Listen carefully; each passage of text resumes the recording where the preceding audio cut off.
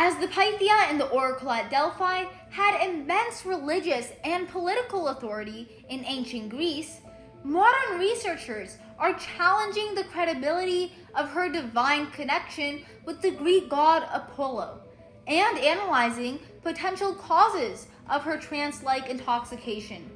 The job of the Pythia was held by a woman over the age of 50 who served as a bridge between the divine god Apollo and the people of Delphi. She provided predictions and advice that she supposedly heard from the god Apollo, which influenced events from wars and alliances to private matters. This video presentation investigates the influence of the intoxicating vapors in Delphi over the Pythia's predictions, the unique role she played as a female authoritative power, and the challenges she faced due to extraordinary pressure by society. The focus of this video aligns with the blatant misogyny in the ancient Greek world, perceptions of female religious authorities, even in contemporary communities, and intensity of environmental intoxication. While the Pythia has historically been widely respected, questions remain about her treatment by society and the credibility of her predictions. Since the oracle at Delphi was one of the most documented sites in ancient Greece, respected authors such as Aeschylus, Aristotle, Herodotus, Ovid, and Plato documented the visitors of the Pythia had only 9 opportunities to talk with her and seek advice from Apollo. These visitors ranged from private individuals to ambassadors representing entire city-states, including Alexander the Great, who probably sought advice on expanding his empire. Moreover, while uttering the words of Apollo, the Pythia would enter a trance-like state. The intoxicating vapors, due to the geographical region of Delphi, were likely responsible for the ambiguity of the Pythia's predictions. However, researchers currently debate the supposed incoherence of the Pythia. For example, some scholars argue that this state of intoxication was contrived by later writers to add to the Delphi's enigma and allure. There is also no mention of the Pythia's intoxication from earlier ancient writers. Herodotus, for example, certainly refers to the ambiguity of some oracular statements, but does not imply the incoherence from the Pythia, according to the collector.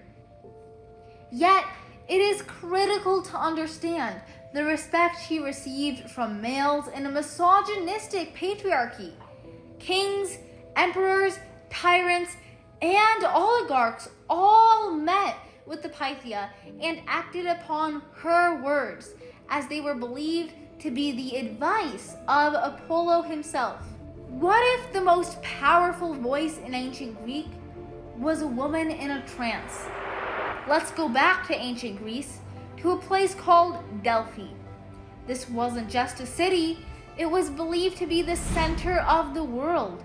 And at the heart of it all was the temple of Apollo. That's where the Pythia lived, the oracle of Delphi. She was a priestess who spoke the words of the god Apollo. People believed she could predict the future. Once a month, she sat on a special tripod, inhaled strange vapors from the earth, and gave prophecies in a trance. Leaders from all over ancient Greece came to hear her. Before wars, before building cities, they trusted her words completely. Even though she was just one woman, her voice shaped big decisions in history. Pretty amazing, right? So, what actually caused the Pythia's trance? To the ancient Greeks, it was simple. She was filled with the ancient spirit of Apollo. The god entered her and she became his voice. Religious tradition said the vapors from a sacred chasm opened the way for divine possession. But modern scientists have a different take. Geologists studying the ruins found 2 fault lines beneath the temple, and traces of ethylene gas in the rock. Ethylene can cause hallucinations, even euphoria, exactly what ancient sources described. So maybe it was the earth itself that spoke through the Pythia, and Apollo just took the credit.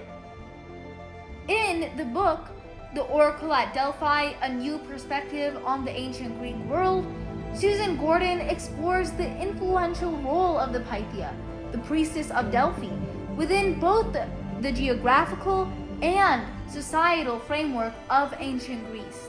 Situated in the heart of the Greek world, Delphi's location on Mount Parnassus, considered sacred and the navel of the world, elevated the authority of the Pythia's prophecies, making them a highly revered prophecy selection in the ancient Mediterranean. As the sole female figure in a deeply patriarchal society, the Pythia's position as a spiritual and political advisor was both unique and precarious. Gordon highlights how, despite her revered status, the Pythia faced immense societal pressures from the public expectation of delivering flawless divine insight to the scrutiny of male priests who interpreted her often ambiguous responses. These pressures underscore the tension between the Pythia's authoritative role as a female prophet and the patriarchal structures that sought to control and diminish her influence, creating a complex dynamic between power, gender, and religion in the ancient world.